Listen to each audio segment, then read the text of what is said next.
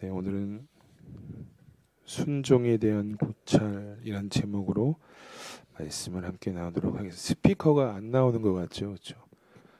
네, 한 번만 부탁 좀 드리겠습니다. 네, 오늘은 순종에 대한 고찰이란 제목으로 하나님의 말씀을 함께 나누겠습니다. 사람은 태어날 때 두 손을 움켜쥐고 태어납니다. 보통 대부분이 다 아이들 태어날 때 보면 이렇게 두 손을 움켜쥐고 태어나는데 이게 본능적으로 무엇인가를 손에 붙잡지 않으면 살 수 없다라고 느끼기 때문이라고 합니다. 그래서 어릴 때 손을 꽉 쥐고 이제 아이들이 태어납니다. 그런데 그렇게 꽉 쥐고 태어난 인생을 살아가다 보면서 깨닫게 되는 것은 정말 나에게 소중한 것을 붙잡기 위해서는 움켜졌던 두 손을 때로는 펴야 할 때도 있고 때로는 잡고 있는 것을 놓아야만 소중한 것을 붙잡을 수 있다라는 진리를 깨닫게 됩니다. 오늘 우리는 이제 사무엘상의 마지막이죠. 31장에서 한 사람의 마지막 삶의 모습을 함께 나누게 됩니다. 그러나 이 사람은 마지막까지 붙잡아야 할 것을 붙잡지 못하고 붙잡지 말아야 할 것을 붙잡은 채 자신의 인생을 마무리하게 되는 것을 보게 되는데 오늘을 살아가시는 우리 성도님들은 오늘 양손 가득 무엇을 붙잡고 계시는지 오늘 말씀을 통해서 함께 생각해 보시고 또 꼭 무엇을 붙잡아야 하는지 또 믿음의 결단이 고백되어지는 이 예배의 시간이 되었으면 좋겠습니다. 사무엘상 마지막입니다. 31장. 우리가 이 31장을 살펴보려면 그 배경에 대해서 한번 생각해 봐야 되는데 앞선 29장 11절부터 이 중간의 내용을 빼고 배경이 이어지는 것입니다. 그러니까 블레셋과 이스라엘이 전쟁을 하기 위해서 대치하는 그 장면부터 오늘 본문까지 배경이 이어지는 것인데 근데 사실 전쟁이 시작되어지진 않았지만 우리는 이미 이 전쟁에서 블레셋이 승리할 것 그리고 사울이 이 전쟁이 마지막이 될 것이다라는 것을 이제 우리가 성경을 통해서 알 수가 있습니다. 그리고 그 말씀이 오늘 본문 1절을 통해서 그대로 성취가 되어지는데 1절에 이렇게 말씀하죠. 블레셋 사람들이 이스라엘을 침해 이스라엘 사람들이 블레셋 사람들 앞에서 도망하여 길보아 산에서 엎드러져 죽었다라고 말씀합니다. 여러분 우리가 전쟁을 표현할 때 보면 어디가 어디를 침투했고 어떻게 방어했고 어떻게 공격했다 이런 내용이 사실 전쟁의 기록에 이렇게 남아야 되는데 오늘 이 블레셋과 이스라엘의 전쟁의 시작을 뭐라고 이야기하냐면 블레셋 사람들이 이스라엘을 쳤다 이렇게 이야기합니다. 이것은 무엇을 뜻하냐 이미 블레셋이 승리했다라는 것을 지금 이 한 문장으로 지금 표현을 하고 있는 거예요. 전쟁의 시작을 이야기하면서 이미 블레셋이 이겼다라는 것을 이야기합니다. 그리고 그 뒤에 내용을 살펴보면요 굉장히 압도적으로 이 블레셋이 승리했다라는 것을 알 수 있는데 이 이스라엘 백성들이요 군사들이 도망치고 싶었다라고 이야기합니다. 그러니까 전쟁의 승패가 어느 정도 기울어졌다라는 것이죠.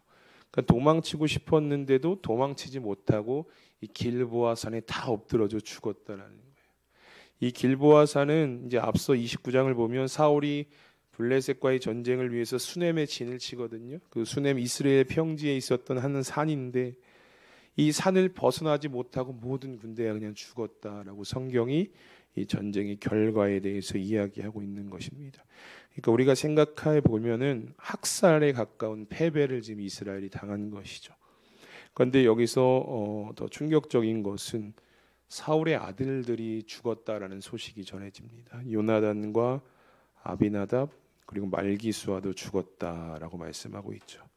이 사실 여러분 사울의 아들들에 대해서는요 이 구약의 전승에 따라서 조금씩의 차이가 있습니다. 앞서 14장을 보시면 이 아비나답 대신에 이스위라는 이름으로 사울의 아들이 소개가 되고요. 또 사무엘 하를 넘어가 보면 살아남은 아들이 있다라고 이야기하거든요. 이스보셋의 존재에 대해서 이야기합니다. 또 역대상 8장과 9장에 보면 사울의 아들이 4명이었다라고 이야기도 합니다. 그러니까 전승에 따라서 조금씩 이 아들들의 차이는 있을 수는 있습니다. 그러나 중요한 것은 오늘 이 전쟁에 참여했던 사울의 아들들이 모두가 블레셋에게 죽임을 당했다라는 것입니다. 그러니까 이게 어떤 뜻이냐면 사울이 왕으로서 자신의 아들들을 보호할 수 없을 존자 이 전쟁이 버거웠다라는 것을 뜻하는 거예요. 웬만하면 왕이고 왕자였기 때문에 최후까지 어떻게 살아남든지 피하든지 했어야 되는데 이 아들들조차 보호할 수 없을 정도로 이 전쟁이 이스라엘에게 있어서 굉장히 위험하고 또 학살에 가까운 전쟁이었다라는 것을 지금 보여주고 있는 것이죠. 근데 이제 이것은 사울도 다른 입장은 아니었습니다. 우리가 이어지는 본문 3절과 4절을 보면 이 아들의 죽음 소식 이후에 사울도 결국 이제 마지막이 다가왔다라는 것을 보게 됩니다. 우리 3절과 4절 우리 한 목소리로 함께 읽어보도록 하겠습니다. 시작.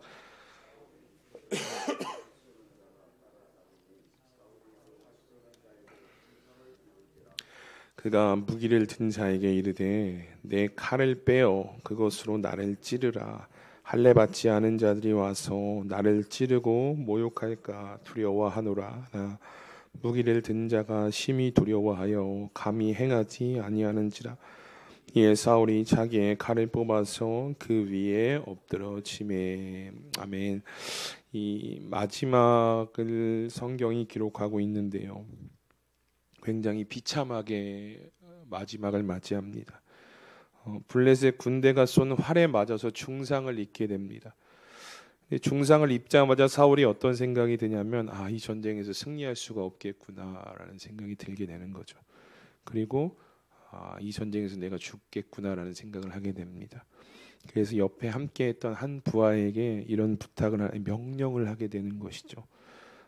그런데 이 모습이요 너무나 이기적인 거예요.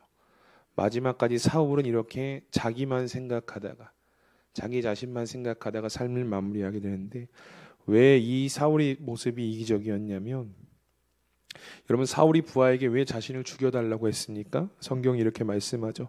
할례 받지 않은 자들이 와서 나를 찌르고 모욕할까 두려웠다라고 사울이 밝힙니다. 여러분 이 모습을 보면 이 사울의 고백을 보면 우리가 한 사람이 떠오르게 되는데 바로 사사시대의 삼손의 모습을 우리가 떠올리게 됩니다. 이 삼손 역시 블레셋 사람들에게 잡혀서요 눈이 뽑히고 온갖 고문을 당하거든요. 온갖 고문을 당하다가 결국 이제 최후를 하나님께서 한 번의 기회를 주셔서 이제 최후를 맞이하게 되었다는 것을 보게 되는데 그러니까 사울 역시 이런 할례 받지 않았던 블레셋 군대에게 사로잡혀서 이런 고문을 당하는 모습이 너무나 자기가 생각하기에는 싫었다라는 거죠. 왕에게 어울리지 않은 모습이었다라고 생각을 해서 이 자신과 함께했던 부하에게 나를 죽여달라라고 지금 명령을 하고 있는 것입니다.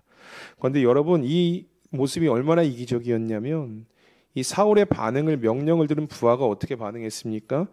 두려워하였다라고 이야기합니다. 왕을 죽이는 것. 근데 이것이 왜 두려웠냐면 여전히 사울은 누구였냐? 하나님께서 기름 부은 왕이었다라는 것입니다. 이 다윗도요 앞서 사울을 몇 번에 걸쳐서 죽일 기회가 있었거든요. 그럼에도 불구하고 다윗이 사울을 죽이지 않았던 이유는 이 사울은 어쨌든 하나님께서 기름 부어 세우신 왕이었다라는 그 존재 자체의 가치가 있었다라는 거예요. 그래서 다윗도 사울을 죽이지 못했거든요. 그런데 이 사울이 오늘 부하에게 무엇을 부탁합니까? 야, 나 기름 부음 받은 왕인데 너 나를 좀 죽여줬으면 좋겠어. 내가 저 블레셋 사람들에게 잡혀서 고난받는 게 너무 두려우니까 너가 나를 좀 죽여줬으면 좋겠다. 이 말은 다른 말로 뭐냐면 부하한테 너 하나님의 명령 어겨라는 거예요. 하나님의 명령 따르지 않아도 돼. 하나님 두려워하지 않아도 돼. 나만 나를 좀 생각해서 나를 좀 죽여라 이렇게 명령하고 있는 것이죠. 그런데 이 부하가 보기에는요 물론 왕의 명령도 귀하죠. 고귀하죠. 가치가 있죠. 그런데 이 왕의 명령보다 이 부하는 하나님의 명령, 하나님의 기름 부음 받을 죽인다라는 그 명령이 하나님의 명령을 더 두려워했다라는 거예요. 그래서 이 전쟁의 위급한 상황 속에서도 이 부하는 사울의 명령을 받고 행하지 못하고 두려워하게 되었다는 것입니다. 여러분 사울이요 처음부터 마지막까지 정말 자기만 생각하다 이렇게 삶을 마무리합니다. 다른 사람을 배려하지 않고 다른 사람을 생각하지 않고 그저 자기 자신만 나를 위해서 죽여라 이 명령이 얼마나 이기적이었는지 오늘 말씀을 통해서 우리가 보게 된다는 것이죠. 결국 사울은 이렇게 죽습니다. 부하가 자기를 죽여주지 않자 스스로 자결을 해서 이제 목숨을 끊게 되었다라고 성경에 말씀하고 있는데, 여러분 이게 얼마나 비참합니까? 왕으로서 스스로 전쟁에서 자결을 했다라는 것. 화려하게 이스라엘의 초대 왕으로 시작했거든요. 하나님께 기름 부음 받아서 하나님의 영이 임해서 이 이스라엘의 초대 왕으로 화려하게 아주 시작을 했는데, 마지막에 너무나 비참하게 최후를 맞이하게 됐다라는 것입니다. 근데 여러분, 이 사울의 비참함이요, 이 죽음으로 끝나지 않게 되었다라는 것을 우리가 이후의 말씀을 통해서 보게 됩니다. 31장 8절부터 10절을 보면 이렇게 말씀합니다. 그 이튿날 블레셋 사람들이 죽은 자를 벗기러 왔다가 사울과 그의 세 아들이 길보아 산에서 죽은 것을 보고 사울의 머리를 베고 그의 갑옷을 벗기고 자기들의 신당과 백성에게 알리기 위하여 그것을 블레셋 사람들의 땅 사방에 보내고 그의 갑옷은 아스다롯의 집에 두고 그의 시체는 벳산 성벽에 못 박았다라고 이야기합니다. 그러니까 살아서 고문받는 것이 두려웠거든요. 블레셋 사람들의 손에 사로잡혀서 고통받는 것이 두려워서 이기적으로 부하에게 명령도 했고 또 스스로 목숨을 끊었습니다. 그런데 그 비참함이 여러분 죽음으로 끝나지 않았다는 거예요. 전쟁 이튿날 블레셋 군인들이요, 이 길보아 산에서 사울과 그의 요나단과 또 그의 아들들의 시체를 발견하고 어떻게 하느냐, 목을 베입니다. 죽어 있는 시체를 목을 베서 그 시체, 남은 시체를 벳산 성벽에 못 박았다, 이렇게 이야기하거든요. 여러분, 효시라는 말 들어보셨습니까? 이제 우리가 사극을 보면 이제 가끔 보게 되는데, 이 효시는 효시 경중의 줄임말이에요. 그러니까 죄인의 목을 베서 그 뱀 목을 높은 곳에 매달아 남들에게 보여주는 거야. 반역하면, 반항하면 이렇게 된다는 어떤 경고성의 메시지를 주는 거거든요. 영화나 드라마에서 이런 모습들이 가끔 보게 되는데, 오늘 사울의 시체가 여러분 지금 이런 꼴을 당한 겁니다. 이 벳산 성벽은 어디냐면, 이스라엘 평원과 길르앗의 평지의 동서를 잇는 길, 또 요단 골짜기의 남북을 잇는 길, 교차로였습니다.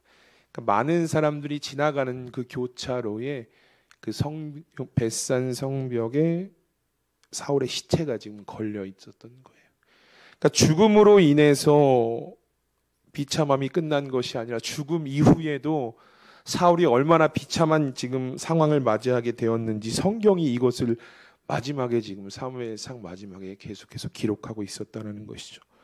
물론 이제 후에 이 소식을 들었던 길르앗 야베스 사람들이 굉장히 분하여서 사울의 시체를 수급하고 화장해서 이제 장례를 지내주었다라고 이것을 보게 되는데, 이렇게 해서 이제 사무엘상이 여러분 마무리가 됩니다. 사울이 죽고 비참한 최후를 맞이했다라는 것으로.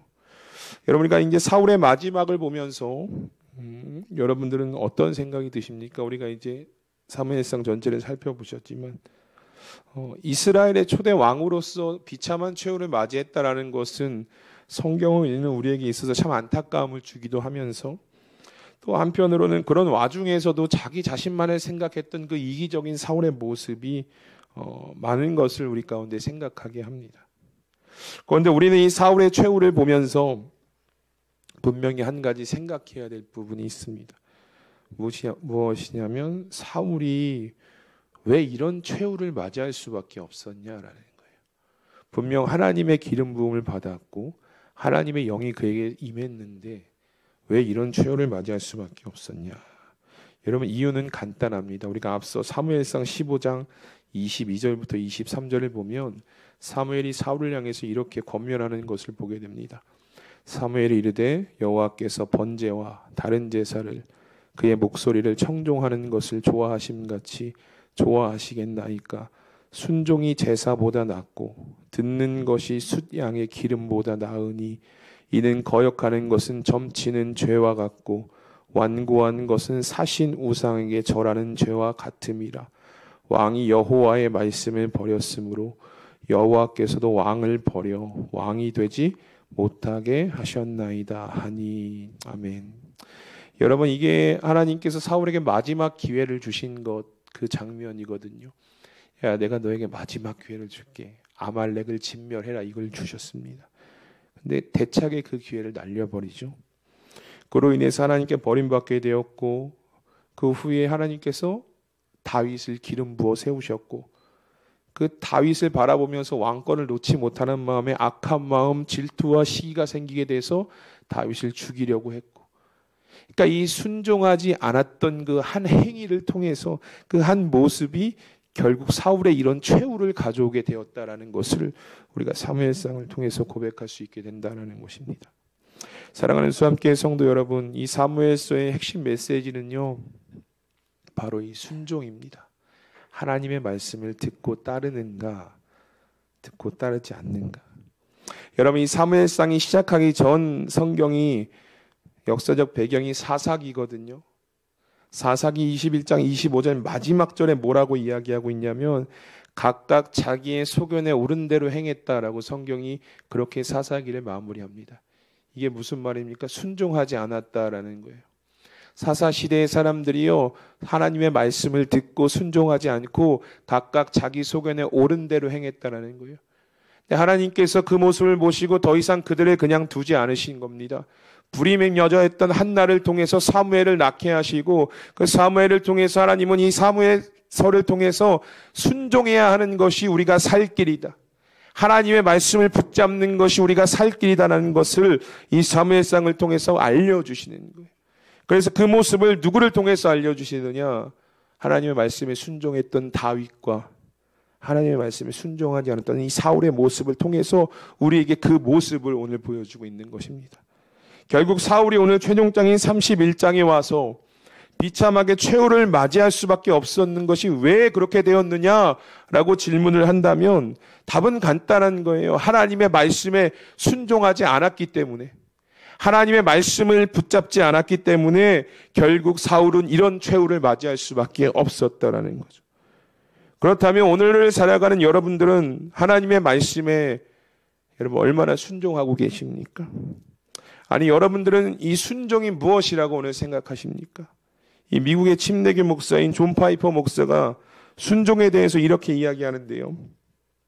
순종은 그리스도를 진정으로 따르는 유일한 방법이다, 이렇게 이야기합니다. 우리가 믿음 생활하면서 나타내는 그 순종의 모습은 예수 그리스도를 진정으로 따를 수 있는 유일한 방법이다라고 지금 소개를 하고 있는 거예요. 여러분, 우리가 오늘 걷고 있는 이 신앙생활, 다른 말로 뭐라 그럽니까? 예수님을 따르는 과정이다라고 이야기하죠. 예수님께서 먼저 가신 그 길을 우리도 따라갑니다라는 고백이 오늘 우리가 걷고 있는 신앙생활이다라는 거예요. 그런데 그 그리스도를 따르는 유일한 방법, 우리의 신앙생활의 유일한 방법이 무엇이냐? 순종이다라고 오늘 존 파이퍼 목사가 우리에게 이야기하고 있는 거예요. 다른 방법이 없다라는 것입니다. 우리의 신앙생활에는 다른 방법이 없는 거예요. 유일한 방법이 무엇이냐? 순종이다라고 지금 이야기하고 있는 것이죠. 이 말을 다시 이해하면 어떤 의미입니까? 순종하지 않으면 그리스도 따르고 있지 않다라는 거예요. 유일한 방법을 행하지 않는데 어떻게 그 길을 걸어갈 수 있겠냐는 거예요. 순종하지 않고는 이 길을 걸어갈 수 없고 잘못된 믿음 생활, 착각한 믿음 생활을 지금 하고 있다라고 말씀하고 있는 것입니다. 그러니까 제가 조금 전에 여러분에게 드렸던 이 질문인 하나님의 말씀에 순종하고 계십니까? 이거는요, 우리의 신앙생활 중에 어떤 한 분야를 이야기하고 있는 것이 아니에요. 여러분, 예배 잘 참석하십니까? 말씀 읽으십니까? 기도, 이런 걸 이야기하고 있는 것이 아니라 믿음 생활 그 자체를 이야기하고 있는 거예요. 여러분들이 평생 동안 지금까지 걸어오셨던 그 믿음 생활을 유일하게 걸어올 수 있는 방법이 무엇이었냐? 순종이었다라는 거예요. 다른 말로 예수님 잘 믿고 계십니까?가 순종하고 계십니까?와 같은 동일한 질문이다라는 것이죠. 그러니까 여러분, 하나님의 말씀에 순종하고 계십니까? 이게요, 이 이야기를 알게 되면 굉장히 무게가 다르게 느껴지는 거예요. 내가 생각했던 순종이랑은 좀 다른데 너무나 무겁게 느껴진다는 것이죠. 그만큼 우리는 순종은 우리가 해도 되고 상황에 따라 하고 상황이 되지 않으면 하지 않고 이것이 아니라 신앙 그 자체라는 거예요.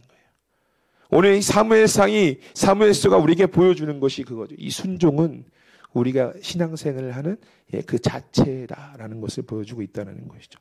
그러니까 여러분, 우리 이 신앙생활을 걸어가시면서 이 말씀을 좀 기억하실 수 있는 은혜가 있기를 주님의 이름으로 축복합니다. 순종밖에 없다라는 거예요. 이 길을 잘 걸어가기 위해선, 예수 그리스도를 따라가기 위해선 순종밖에 없다라는 것이죠. 그런데 여러분, 이렇게만 말씀드리면 순종이 너무 무겁잖아요. 너무나 무겁지 않습니까? 저 말씀을 준비하면서 야, 순종이 이렇게 무거운 것이었나? 나에게 너무나 무겁게 느껴지는 거예요. 이 사울처럼 비참한 최후를 맞이하지 않기 위해서 어떻게든 순종해야 하는가? 무엇인가를 이루기 위해서, 얻기 위해서 내가 순종해야 하는가? 근데 사실 여러분, 오늘 성경이 말씀하고 있는 순종은 이것이 아니라는 거예요. 하나님이 말씀하신 순종은요, 우리에게 무거운 짐을 지어주기 위한 순종이 아니라는 거예요. 우리가 순종해야 하는 이유가요, 오늘 사울과 같은 비참한 최후를 맞이하지 않기 위해서, 무엇인가를 얻기 위해서 순종해야 하는 것인가? 이것이 아니라 우리가 왜 순종해야 하는가? 결정적인 그 순종에 대한 이유가 무엇인가? 다른 것이 없습니다. 우리가 하나님의 말씀에 순종해야 하는 이유는 무엇이냐? 여러분, 하나님께서요, 먼저 나를 사랑해 주셨기 때문입니다. 우리가 순종해야 하는 데는요, 다른 이유가 없어요. 내가 사울처럼 오늘 비참한 최후를 맞이하지 않기 위해서 순종해야 하는가? 내가 무엇인가 원하는 것을 얻기 위해서 순종해야 하는가? 이것이 아니라 우리의 순종의 어떤 반응은 나를 먼저 사랑하신, 나를 전적으로 사랑해 주셨던 그 하나님의 은혜에 대한 믿음의 반응이 여러분 우리의 순종의 모습이다라는 것입니다. 여러분, 우리 사랑받을 자격 없었잖아요. 저도 마찬가지지만. 오늘 새벽에 2시에 미국의 트럼프 대통령이 취임을 했습니다. 근데 원래는 야외에서 이제 취임식을 하려고 했는데 23만 명인가 22만 명을 전 세계에서 초청을 했다고 해요.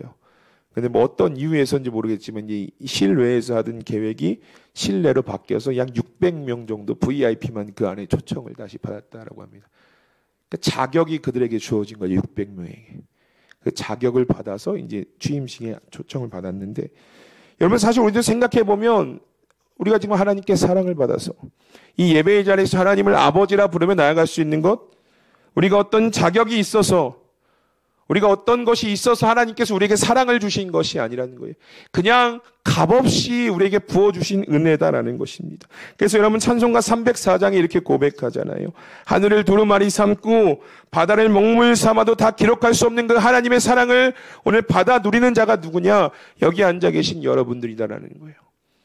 내가 무엇을 하지 않았잖아요. 내가 무엇을 하나님께 드리지 않았잖아요. 그래서 하나님 먼저 사랑하신 거군요. 먼저 사랑하셔서 은혜를 주셨고, 그래서 독생자 예수 그리스도를 보내셔서 십자가에 죽게 하시고 부활하셔서 나를 구원하셨다라는 그 은혜를 우리의 삶 가운데 사랑으로 새겨주셨다는 거예요. 그러니까 그 은혜를 받은 자들, 그 사랑을 받은 자들이 감사함으로 나타나는 믿음의 반응이 무엇이냐? 순종이다라는 것입니다. 그러니까 여러분, 예수 그리스도를 따라가는 이 신앙의 길은요, 우리가 무거운 짐을 지고 걸어가는 그 길이 아니라 나를 구원하신, 나를 사랑하신, 자격 없는 나에게 무한으로 베풀어 주신 그 사랑에 힘입어 감사함으로 나아가는 그 길이 우리의 신앙의 길인 거예요. 그러니까 기쁠 수밖에 없죠. 감사할 수밖에 없죠. 즐거울 수밖에 없는 거예요. 내가 하나님의 말씀에 순종하면 순종할수록 더 순종하고 싶은 것은 무엇이냐? 순종할 때마다 나에게 부어주셨던 그 사랑을 더 느끼게 되거든요. 나에게 부어주셨던 그 은혜를 더 깊이 깨닫게 되거든요. 그래서 믿음으로 반응해서 순종의 걸음을 걸어가게 된다라는 것입니다. 여러분, 이것이 순종에 대한 진정한 가치인 거예요. 순종은 내가 무엇인가를 얻기 위해서 하는 것이 아닙니다. 내가 순종하면 하나님께서 내 기도를 들어주시겠지, 아닌 거예요. 이게 순종, 참된 순종이 아닌 거예요. 나를 사랑해 주셨던 그 사랑에 대한 믿음의 반응이 여러분 순종이다라는 것이죠. 여러분, 오늘 사울의 최후의 모습을 보면서 순종하지 않으면 이런 최후를 맞이하겠구나, 그래서 순종해야겠구나, 이것을 우리에게 말씀하고 있는 것이 아니라는 거예요. 우리는 오늘 이 사울의 최후의 모습 속에서 순종이 주는 진정한 의미와 가치를 발견하실 수 있어야 한다는 거예요. 내가 무엇인가를 얻기 위해서, 좋은 최후를 맞기 위해서가 아니라 나를 사랑해 주신 그 은혜에 대한 반응이다라는 거. 언제까지 무엇을 얻기 위해서 여러분 순종하실 것입니까? 사랑하는 수함교회 성도 여러분, 순종은 사랑에 대한 믿음의 반응임을 믿으시는 여러분들이 되시기를 주님의 이름으로 축복합니다.